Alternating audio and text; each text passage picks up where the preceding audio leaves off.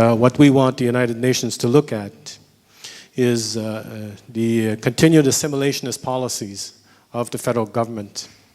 We believe that the federal government, through its policies, through its legislation, like the Indian Act, the deliberate underfunding of First Nation communities in all areas, health, education, housing, economic development, still maintains a strategy of extinguishment, a strategy of assimilation. This is why we have 50% of our population and 60% of our population that live off reserve because of government strategy.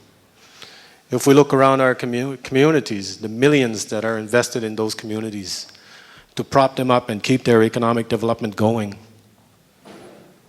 in comparison to the reservation incarceration system, no economic development, lack of housing. It's incredible. There is a deliberate strategy there, and we've been asking the special rapporteur, Mr. James Anaya, to look into this. We've developed a formula along with the First Nations Education Council, which is applicable to all areas, but it needs to be looked at as something that's very serious. So after, I would say, 700 years of resistance, because Mi'kmaq people did meet the Vikings, which is a couple of hundred years before Columbus came to the shores of Turtle Island, if you will. There's 700 years of resistance. But there's also 400 years of colonialism.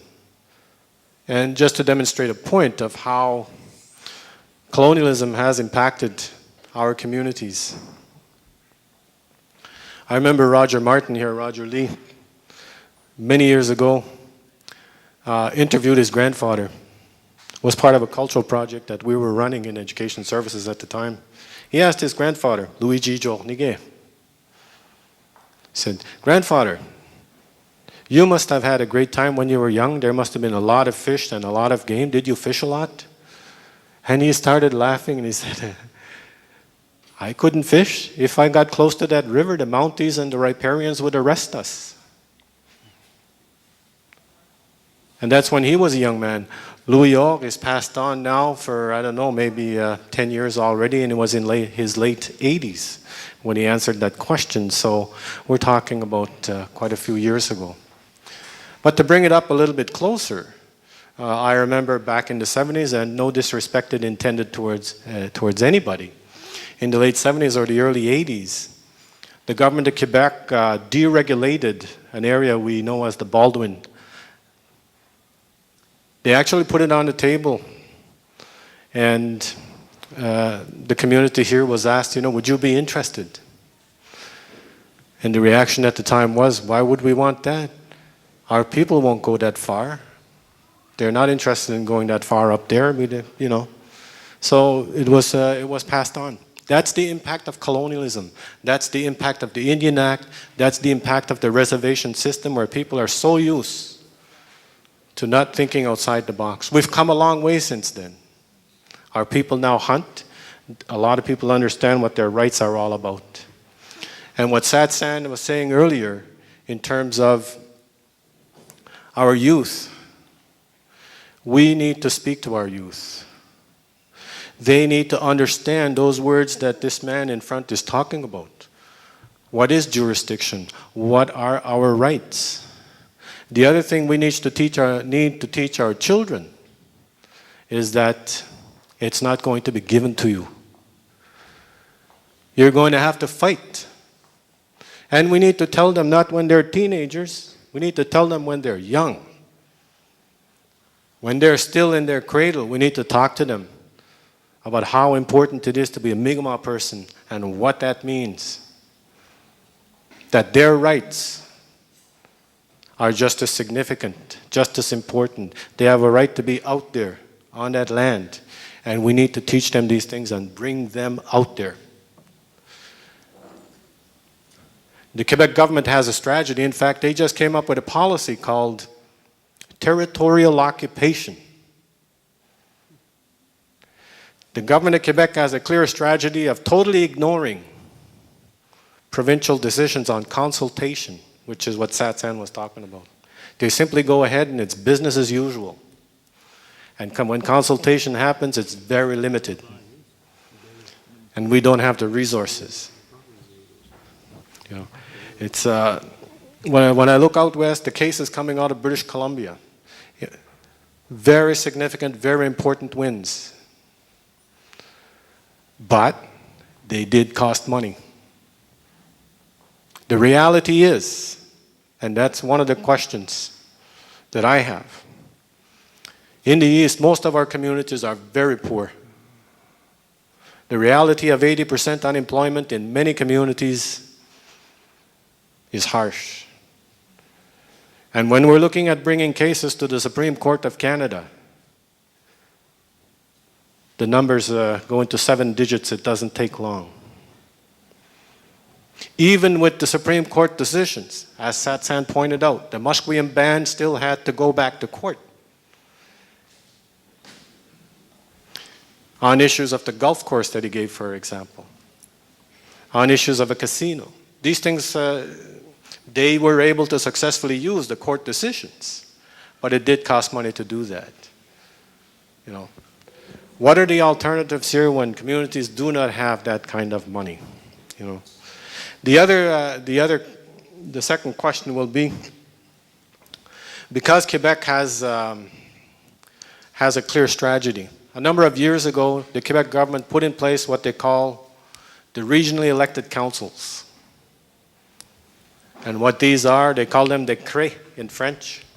These are regional governments that were propped up. Now you have a structure in the region where all the mayors sit together as one body. They are being transferred decisional authority. They are being transferred responsibilities over Mi'kmaq lands, over Crown lands, which the Quebec government has now baptized as public lands for a very special reason. They call them public lands because they want the Quebecois people to actually believe that these lands belong to them. There's a strategy behind this. So how do you fight something like that?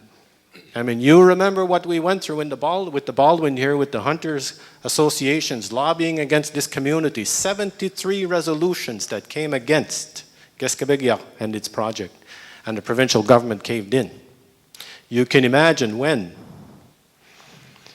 we're forced to deal with land claims, what's going to happen. But that was the second question, Satsan. In terms of these regional organizations that fight us, you know, how do you fight against something like that? And one last important point I want to make, the question of occupying the territory. It is important that our chiefs, our councils, get the people out on the land. Encourage them to go out there. You have to fish on those rivers. You have to fish on those lakes. You have to hunt the entire territory. You have to gather your fiddleheads, your mushrooms, or whatever it is, whatever medicines that may be out there. You have to occupy the territory. Because if you're not able to occupy the territory, when you end up in land claims, it's going to make a big difference. So it is important that our people reoccupy the territory. There has to be a clear strategy on this. There needs to be investment on it. It's not a money-making opportunity. But the people do have to occupy that territory. So with that, I'm being moved along by Troy here, but just one point I wanted to make, a final point, a very important one. I'm not here campaigning. I'm not running for chief. Okay? Thank you.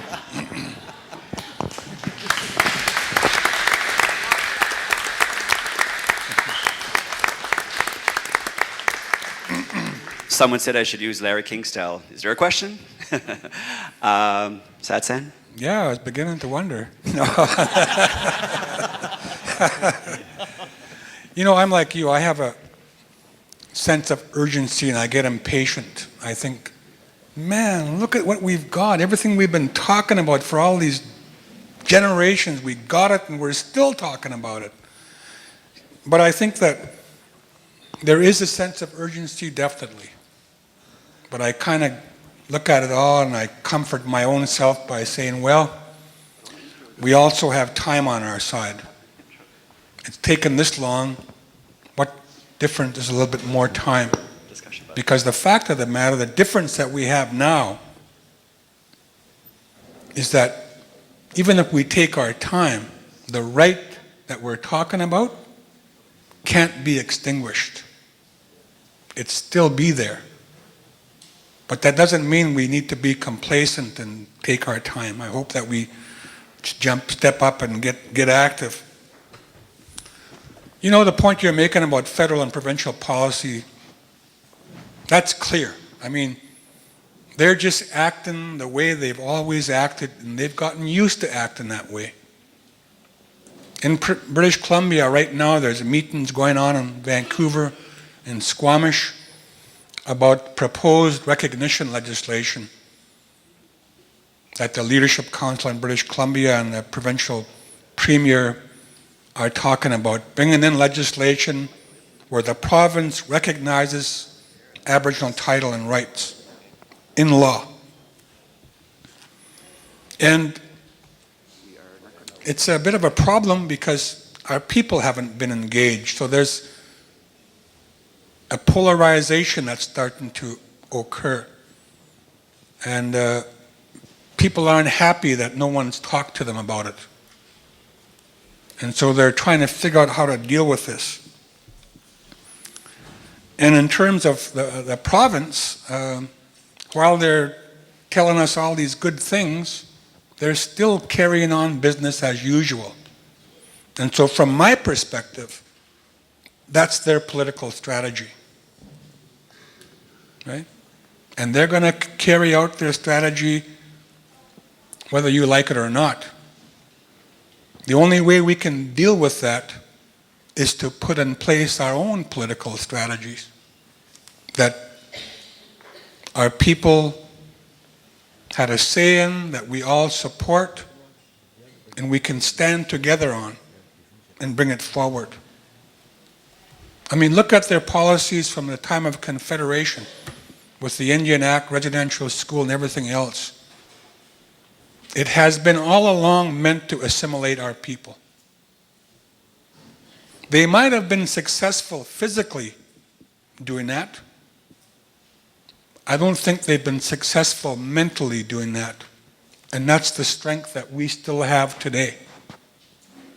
We still have the power to stop acting assimilated.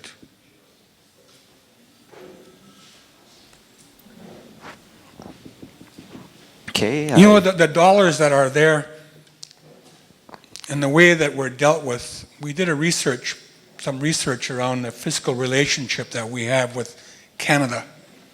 How much money actually comes into our community for our people versus what goes out to the Canadian public in terms of services? And our research shows that for the average Canadian person, government transfers, spends $16,000 per person for essential services. Right?